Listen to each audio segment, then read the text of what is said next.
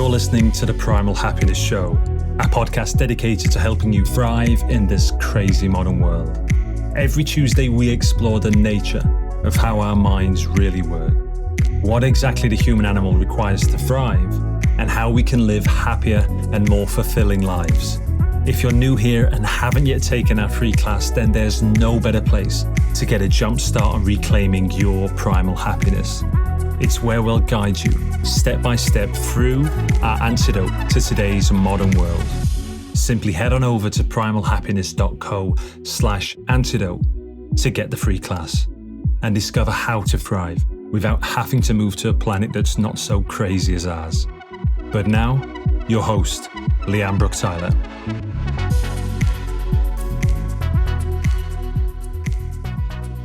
Hello, my beautiful people. A huge warm welcome back to the show. In today's crazy modern world, men and women are living shallow, disconnected, and unfulfilling lives. So we created the path for those who are ready to reclaim their wildness and actualize their deepest gifts. And the next way you can walk this path is by joining us for Waking the Wild Medicine, which begins in March. In this crucible, you will uncover the wild medicine of your soul, the gift to the world that you came here to be. You'll create the potent ways to administer this medicine via your own unique embodiment in alignment with divine archetypal energies. You'll be liberated to become the fullest expression of your soul, giving your deepest gift in service to the world. In material terms, this means you become available for an abundance of connection, impact, and wealth, and anything else your soul desires to flow as you. You can discover more and arrange a call to explore whether this is indeed aligned for you by going to primalhappiness.co/medicine, and you can book a call with myself or Jonathan there. And Jonathan and I are doing a very special Facebook Live together in the Primal Happiness Facebook group on the topic of why you being your medicine is a gift to the world. This has got to be, I think, it's possibly not the first Facebook Live we've done together, but it's certainly the first in many, many years. So it's a very special event for that reason alone. It's also on a topic that could not be dearer to our hearts. So that's at 4:30 UK time on the 24th of January. If you go along to the Primal Happiness Facebook group, and that's at facebook.com/group/primalhappiness, you can register your interest on the event there, and then you'll be reminded and everything. You'll have all the details. You can join us live, and there'll also be time at the end for you to ask us questions. See you then. And now to this week's show.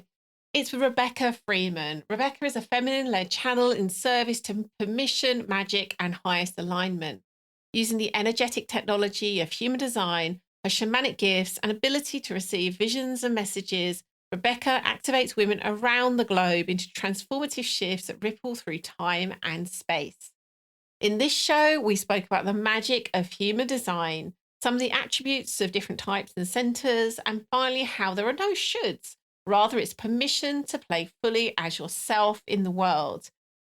This show came about because Rebecca actually gave me my own human design reading, and it blew me away. So much so, I then recommended Rebecca, and many of our clients and students and friends have then gone on to have a reading with Rebecca, which has also blown their minds.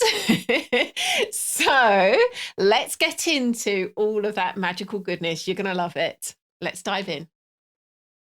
Hello, Rebecca. Welcome to the show. Thank you. And so good. It's so excited to be here. It's so good. So good. It was one of those conversations where it was like, we have to stop talking and record, partly for time, but also it's just like all the gold that's already been spoken about is not being captured. Like, we have to just hit record. Yeah. Well, I mean, 2 defined throat people and 2 sixes in a room and 2 lit up sacrals. It's bound to kind of flow that way. So, I love how you bring human design to it right from the start. So we were just talking about how to kind of like meander into this conversation. And firstly, as soon as we spoke, it felt to me that you had this very unique way of transmitting human design that really spoke to me. And I was just like, I remember when you and I had a read, like started our reading, and I think we'd hardly even spoken. I'm like, I need to get you on my podcast, because I just knew the way you speak about this would just, like bring listeners' ears to just, bliss. So before we start anywhere, I'd just love to hear your story, your take on human design. Yeah, sure. I think the best place to start is actually like before human design. So I'm a 2 in human design, and 2s in human designs are naturals. So it's like a remembering rather than a learning something new. It like comes out of your bones almost if you're a 2. And for like my whole life, since I was little, I grew up in the country under like country night skies and was obsessed with stars. So started reading astrology charts when I was like 8 years old. Oh, I love that. And it was just like this thing that came so naturally to me, was like understanding this concept that the stars influenced us, that there was more impacting who I was and how I was experiencing life than, what life taught me, what I was programmed to believe was what was going on. And then it was about 7 years ago now, I was with a woman in Bali on a spiritual retreat, and was reading her natal chart just for fun. And she said, have you heard of this thing called human design? And I was like, no. And she showed it to me. And at the time I went, wow, that looks really complicated. I don't have space for that. And I was living a really masculine life. I was corporate job. I was doing all the things. I was very like structured and linear. And then my world crashed around me, which I got hit by, what I call a Mack truck, an energetic Mack truck, to put me back on path. And so I was lying in bed at like 2 o'clock in the morning, and I couldn't sleep. And I was like, I might as well look at that weird thing that girl showed me.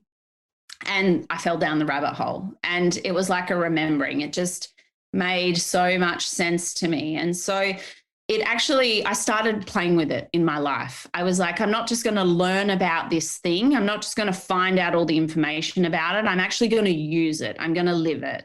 And I just started living my human design and started making decisions based on my authority, and started trusting that this thing on the internet had told me I was like this. And so what if I was? I played the what if game for years, and things just got more and more and more into flow.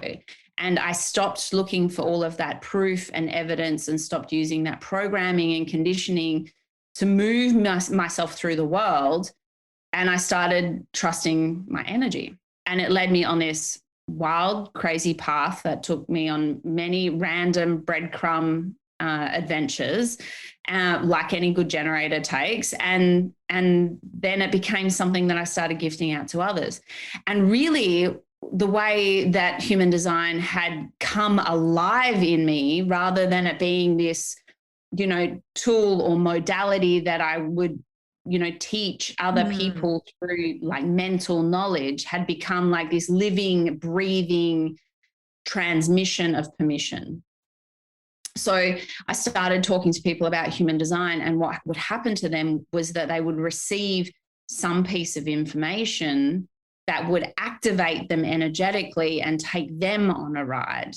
And it was permission for them to let go of that conditioning and programming and wounding and, not self, we call it in human design, and come back to their natural energetic frequency. And so over time, I realized that actually, instead of being somebody who talked human design, I lived it. I was a channel for it. And the way that it came through me, like any energy does, was with this flavor of permission.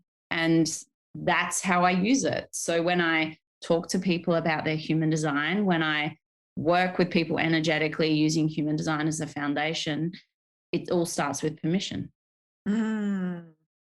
I know this is already going to be one of these episodes where I'm just like getting goosebumps and chills nonstop, which I already got a ton as you were talking. I love that. And that's really my experience of you, that you are a living, breathing embodiment of human design. That was so obvious to me right from the start. And then as we've spoken more, even as you're talking about, say, for example, my human design, which isn't your human design, you do it in this very embodied way where I can feel. An example earlier, we were talking about me having a completely open head and ajna, and you saying it's like there's just nowhere for things to stick.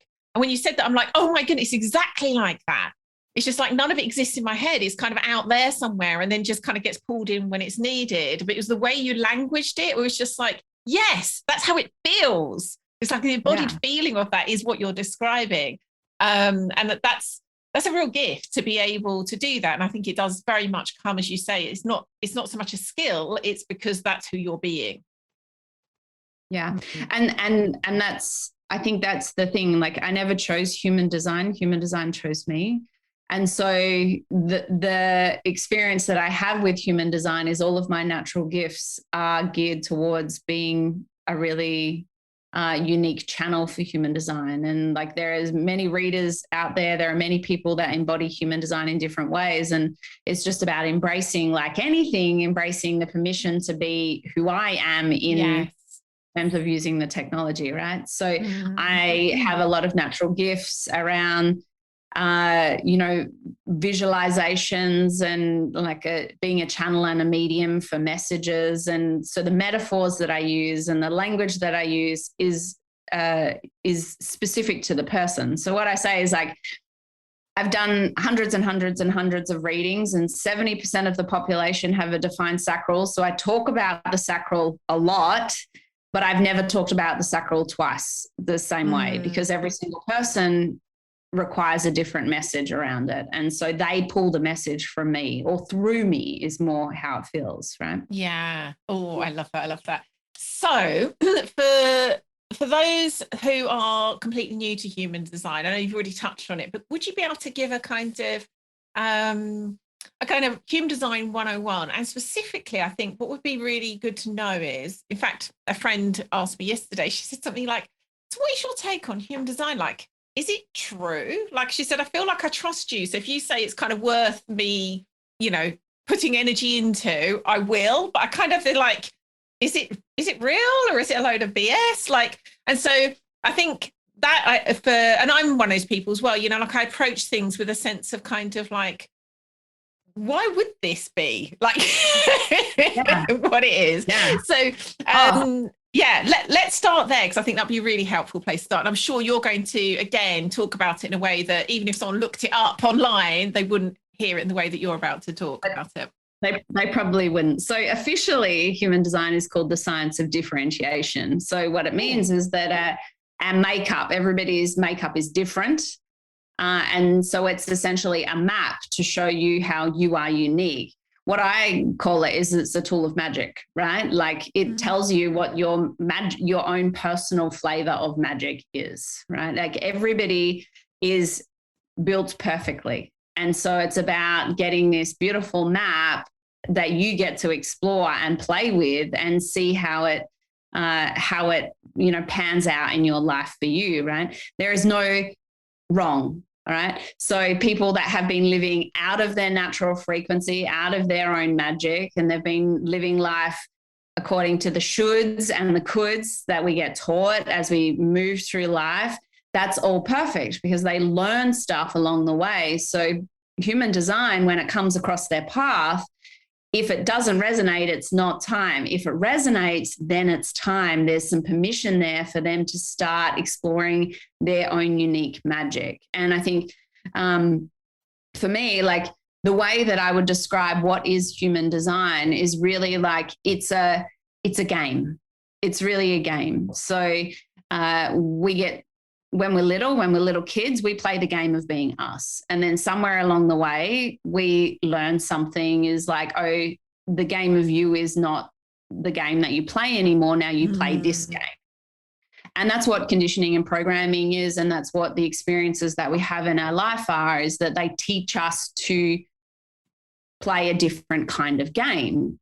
And so human design is really the thing that comes into people's lives when it's time for them to start playing the game of themselves again. And that's how it activates people. So human design is the beginning of a a really cool adventure where this person gets to get activated into this game that they've forgotten and to start remembering it again. And this is why the other thing I say about human design is that it's the hammer to the shoulds and coulds, and it smashes them to pieces. So there's also no shoulds or coulds around a human design reading. And in fact, this has happened where somebody has come to a reading with me and I've read for them and they're like, this doesn't really feel like me. This doesn't land for me. I don't see this in myself. And then I've run into them again a few years later and they're like, you know what? You were right. And I just like things started unfolding for them that they were playing around with this what if, the same game I played when it first came across my path. What if that was actually true? And they found flow that didn't exist before. They unlocked energy that they didn't have access to before. Things that were really challenging and always like not working out for them magically started falling into place. Sometimes things ended and left and, you know, friends were lost or jobs were lost or, you know, they had to move or whatever else. And it seemed like a giant disaster, but it was actually a gift in disguise. And that's what human design is. It's the beginning of a much longer adventure, but it's the activation of the game of you. Oh gosh, I love that so much. I was just laughing to myself when you said the example of where you've done a reading for someone, they're like, no, that's not me. And I'm thinking, yeah, as we were just talking about, my chart is like ridiculously feminine. Like it's got kind of various aspects. It's just like, yeah, that's how you are designed to live. If we'd done a reading even 10 years ago, when I was like in the corporate world and trying to live according to, you know, this linear masculine world, I would have been just like, are you kidding me? I hate the feminine. Like I literally have done everything I can to like strip it from my life. So yeah, I was just thinking, I would have been just thinking like, she has got no clue. This is a load of rubbish. Yeah.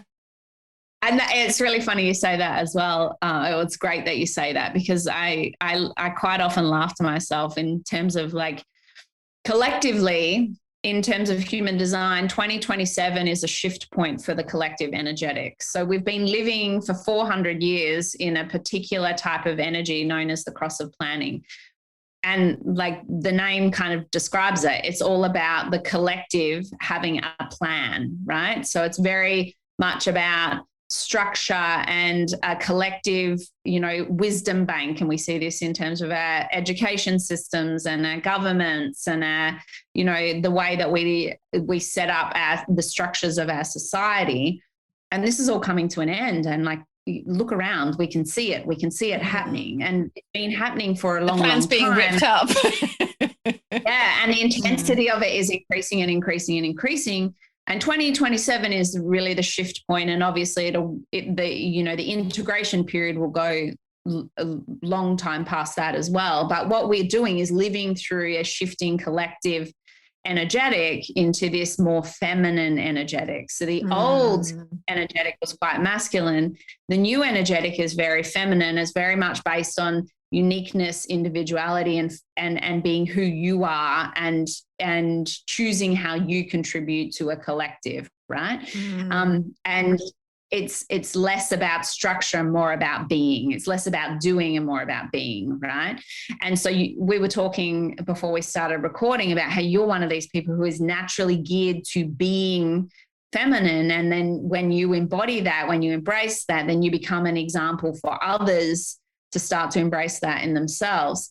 And human design is like, I call it the secret weapon of the feminine, right? Because what it does is quite often activates in people this ability to let go of some of that outdated programming around living really structured and linearly and embracing their more intuitive, more primal, more chaotic, more free-flowing kind of energy, and letting things be and focusing more around being themselves rather than this controlling of their path, right?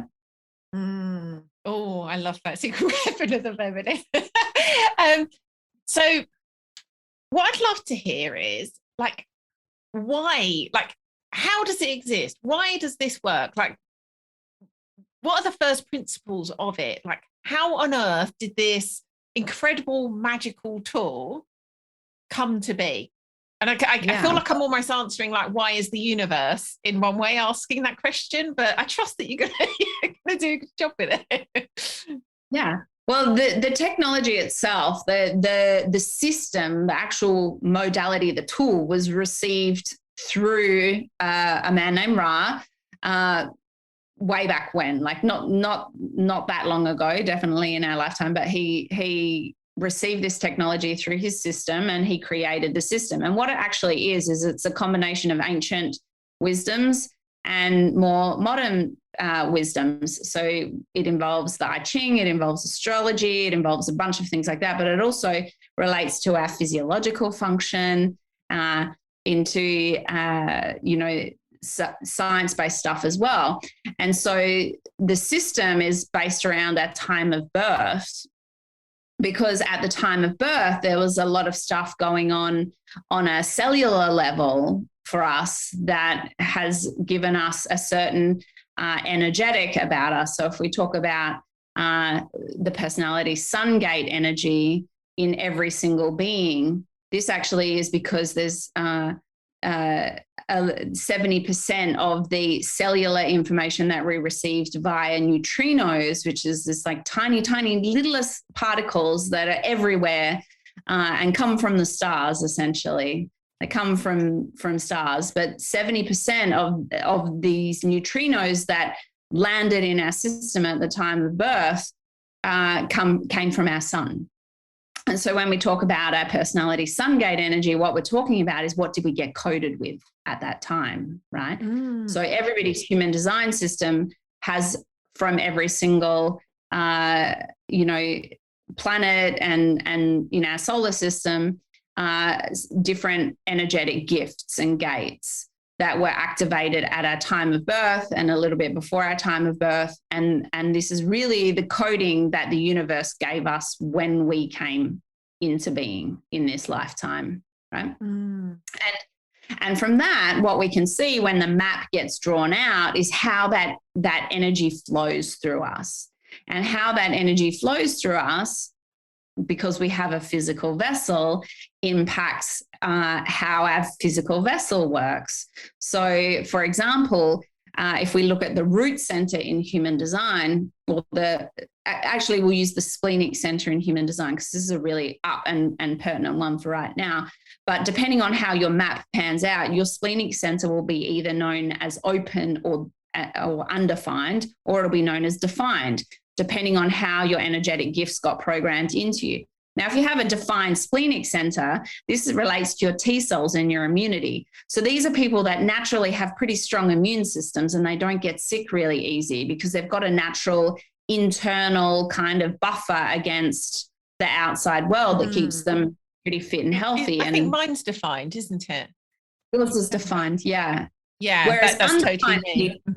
And this also then, this center is also our body awareness center, right? So energetically, this is the center that you have intuitive gifts around what's going to keep you healthy or well, right?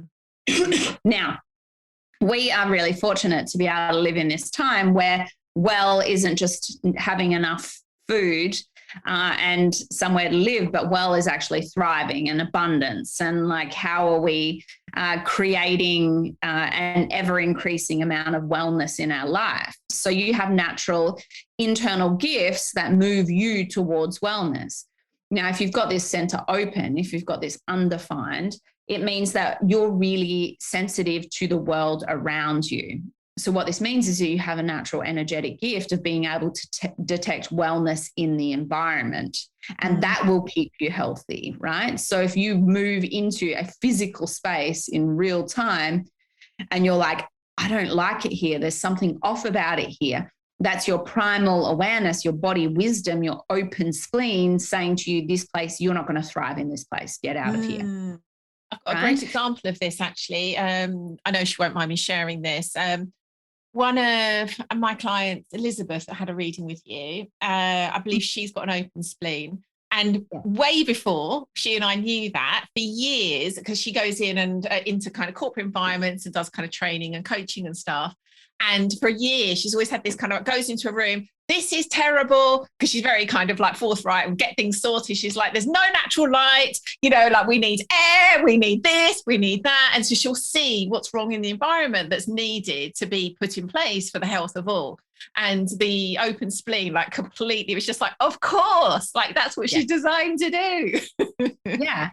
But these people with open spleens, their immune systems are more sensitive, right? So these are the kids, if we look at this from at a level of the child, these are the children that come home with the colds from school. Whereas your defined spleen kids are the ones with really naturally robust systems, and they don't seem to get sick as easy. Yeah. Right. So I see this in my house. I've got a child with a defined spleen, and I've got 2 children with open spleens, and the open spleen ones will get sick and they'll cough all over the one with the defined spleen, and he still doesn't get sick. And everybody's like, why does this child never get sick? The thing being, if he lives out of his design and ignores that primal wisdom that keeps him well for too long, then what happens is when he gets sick for a really long time, because it takes a longer amount of time for that defined spleen to clear, because it's not naturally gifted at doing so.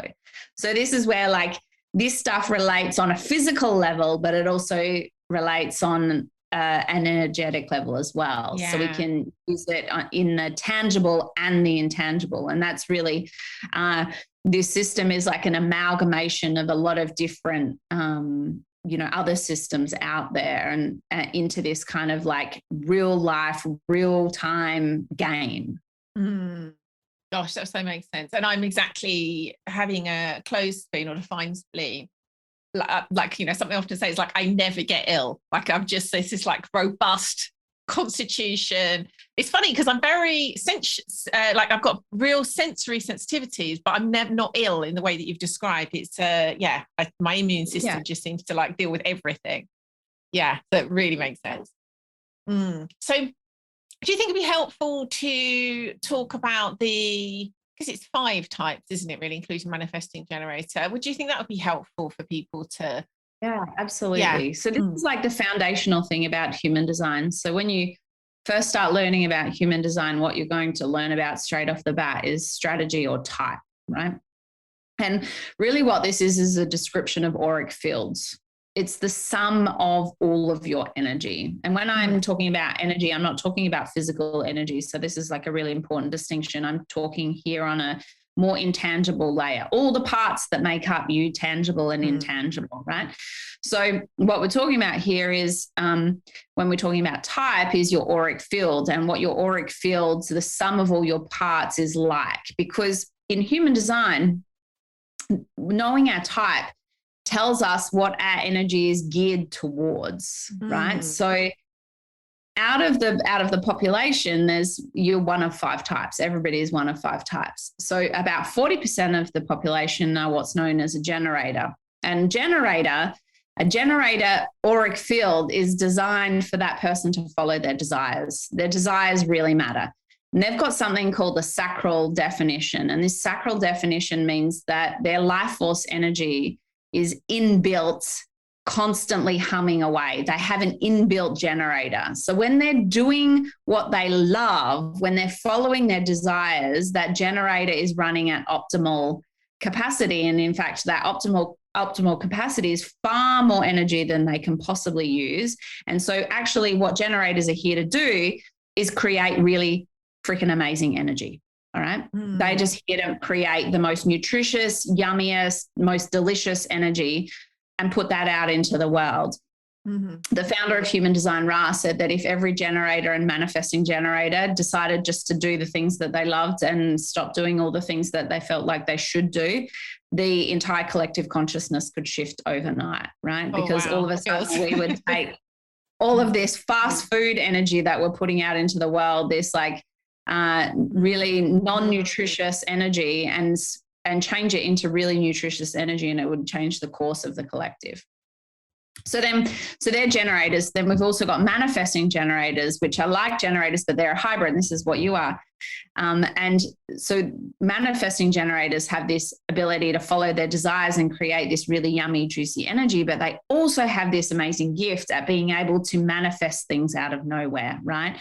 Whether that's ideas or this ability to create momentum in some way. And so what happens is manifesting generators are really here to play with life. They're here to do things their own way. So they're here to, I say, instead of walk through life, they're here to dance through life. So these are our multitaskers. They've got multi-pronged energy. They're very multifaceted people. These are the people that you meet that they're doing 10 things at once, or they're interested in 5 completely unrelated things, or they've got a really random hobby all of a sudden that they do for a few weeks, and then next time you see them, they're doing something different. They're dancing through life. And what they do is they play with life and they forge new ways to do things that we've been doing this old boring way. So they create a lot of fun with all of their copious amounts of energy for us. And so they create a momentum around shaking things up, and they're our change makers. And then we have straight manifestors. So manifestors. Can I just ask a quick question about manifesting generators? I think when you did my reading, you said something that really made sense to me. And you said, you know, if we see that manifesting generators are kind of like a combination of two, that's a spectrum. And you said to me, if I'm right in thinking, I'm kind of more the manifesting end of the spectrum, which made complete sense to me. Like I kind of feel that in myself. And I'm guessing some are more the generator end of the spectrum. Yes. So I'd love for you to say something about that. Yeah, so manifesting generators, they kind of come, I think I said to you, they come on a sliding scale. So at their foundation, they're generators. And then this manifestor energy that comes in out of the blue that encourages them to do something new with their energy. So for some manifesting generators, that happens, you know, every so often. For other manifesting generators, that happens a lot. All right. And it kind of depends on what in their map of energy has created this hybrid energy in them. So for the manifesting generators that have channel 3420, it's known as the channel of charisma. And it's that sacral life force, vital energy directly connected to the throat, which is the center for manifestation. So they've got like a super highway of energy that just allows them to like move their life force energy out into manifestation. Which, what is manifestation? Manifestation is the changing of our reality as we know it. So they've got this ability to do that really quickly. All right. So they tend to be the ones that get the pings out of the blue a lot more frequently than some of the other manifesting generators. But as I say to every single person, however you are built, like whatever energy type you have, whatever gifts make that up, however that all comes together is always perfect. And it will, like some people are like, I wish I was this. And I'm like, no, you don't. Because if you try to be that, it won't feel good to you. But if you like embrace who you are, that's actually the thing that feels the best to you. Yeah. Yeah. And I think there's also, and I know that you would very much kind of explain this if you were in a reading for someone, because obviously at this point we're talking at kind of a generic level, like generators like this. And I was in a conversation with a client the other day who's a generator. She's like, but I have, you know, like I have lots of ideas and I kind of feel like I'm actually not very good at, you know, putting things into motion. And I guess there's a deeper understanding that someone will have when they understand their unique chart that would explain and put all of that into a context that would make sense to them, where they're not like, oh, I'm having to pretend I feel like I'm more like a manifestor, but I'm forced to be a generator. Yeah. So, and this is where we look at, like, if you look at your individual gifts that make up this entirety of the field, right? So when we're talking about your type, what we're really talking about is like, what is the ultimate goal of your field? What is your field really great at doing? And so for generators, it's creating that sparkly, yummy energy. For manifesting generators, it's to teach us all how to dance through life. For manifestors are the ones that get these pings out of the blue all the time. That's what they do. They're here to create momentum with energy. So they're really these types that they've got this on-off switch. So sometimes they'll be Netflix and chill, and then all of a sudden they'll be like super surging to put their energy into something that they've just suddenly out of the blue thought of or come up with. And so they're really here to create momentum. Then we have projectors. Projectors are these incredible beings that have this very unique and special gift that is just for them. And so they're really good at being able to refine, tweak, and improve something in some way, in whatever way is unique for them. And then we have can I just interrupt there, because I have to say I've got such a soft spot for projectors, and I feel like they need to hear that as well, because my experience of projectors, I've sort of ended up, and I'm sure my soul contracted this way with them, I've ended up surrounded by projectors. They're not that common, are they? So for me to have I've got like an uneven amount of them in my life compared to what would happen like quite naturally. And my experience of projectors is they often feel really unseen, and I'm kind of feeling like no one sees me, no one understands my gifts. And my goodness, like when a projector is really being their gift, for me, it's just invaluable. Like I genuinely don't think I would be doing what I do without projectors constantly saying to me, like, do you realize how good you are at this? Do you realize this is what you're here to do? Do you realize like if you just did this a bit more, people would really be able to experience what you're here for? And I've got Jonathan, my business partner, Sarah on our team, one of my best friends. And my goodness, like I feel the emotion rising now, like projectors, like the world so needs you. You are so needed. Yeah. And that's just such a beautiful reflection of the permission to be you, right? We're all conditioned to not live according to our type, not even generators and manifesting generators, who are like, we're all conditioned to invest our energy into the thing that we should, right? And so really, you know, what your type gives you permission for is to invest your energy in the way that you feel is correct for you. And for projectors, a lot of the way that they're naturally inclined to invest their gift is actually just to do this gift that they absolutely love, and it doesn't have a rational or logical reason why that's okay, like so. But the more that they do it, the more that they embody it, the more that genius comes out, and that people can then appreciate that in them and see that in them and invite them to bring that out into the world. And that's really the gift that projectors get when people see their genius and the way that they can help themselves to be seen is to like give themselves full permission to invest their energy in the things that they love to invest their energy into. Yeah, I love that. Can I just ask, it feels to me, it might just be the projectors I know, that projectors in particular are wired to sort of see and guide more, like you could say, spiritual gifts in others, as in that my experience of projectors is they are seeing something beyond the material. And it might not be true for projectors, it might just be the ones I know, but they're seeing something a lot deeper than is kind of like there to the naked eye for everyone else. It can be. There's infinite possibilities, right? So it's about having, what you're talking about though is having a really penetrating sight on something, which is what projectors have. And that sight might be something seemingly really mundane 3D world, but actually the sight that they'll have on it will be transcendent. All right. Because that's their gift. Yeah.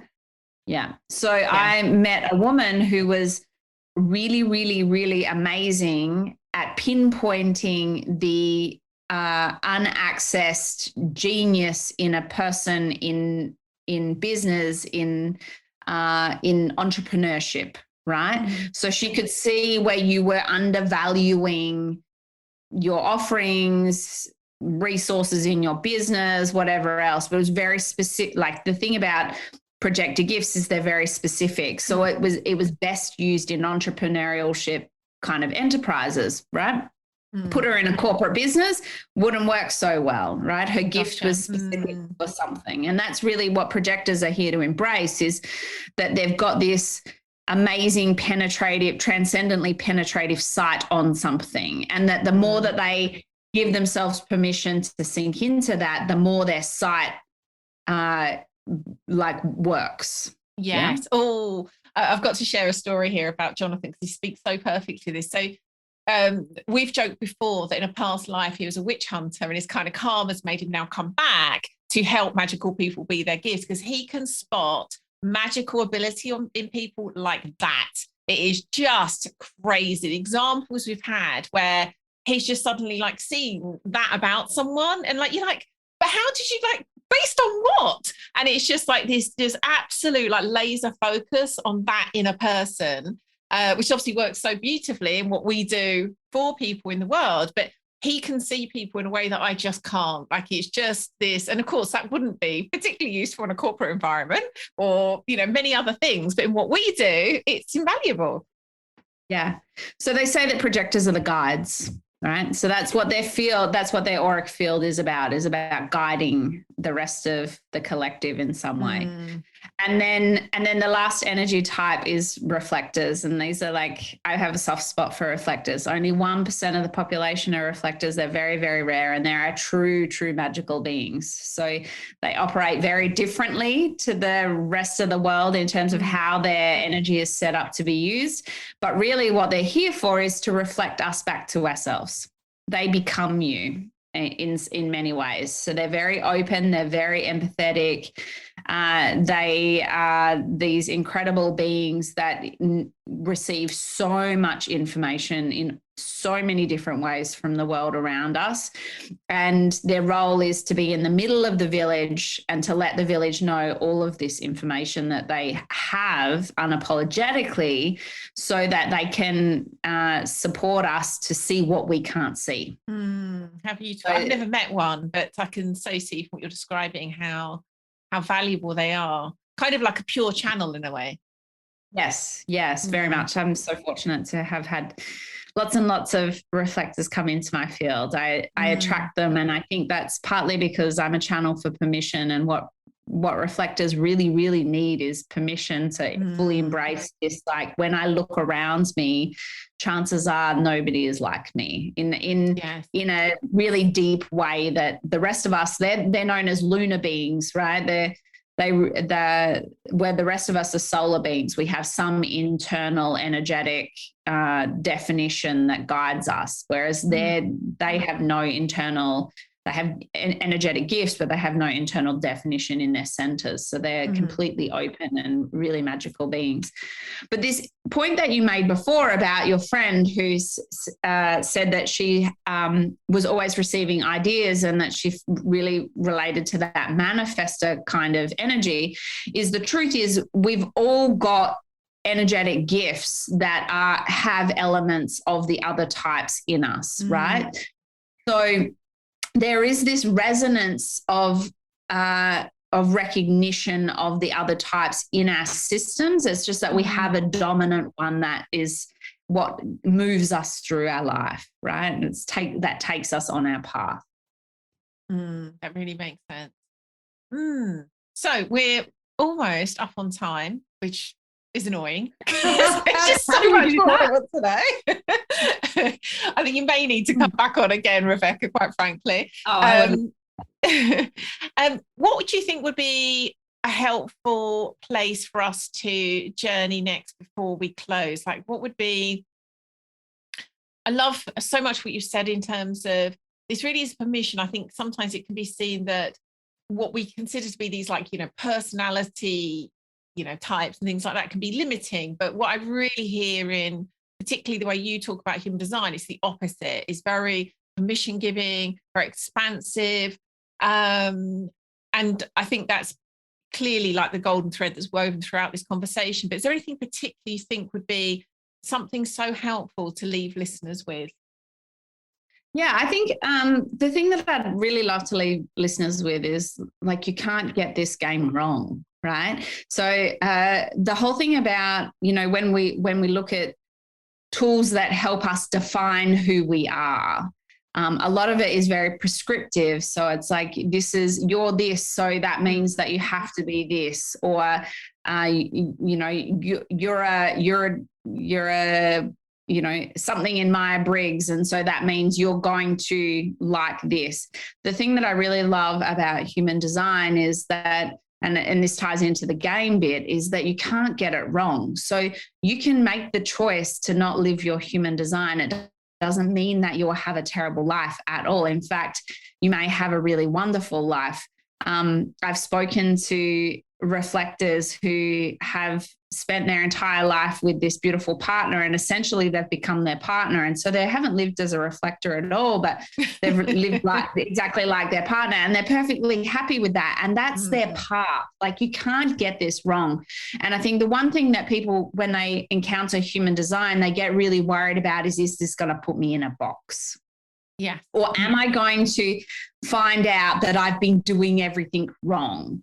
And the answer is like, no, you can't do this wrong. This is part of my personality foundation gate, is the gate of correction. I can see what's wrong in terms of, like, I can see the off note, I can see the thing that can get tweaked or fixed. It's actually a projected gift. So I really understand this projector energy in this way. Even though I'm not a projector, but I have this gift that I can use that can see this correction that could get made.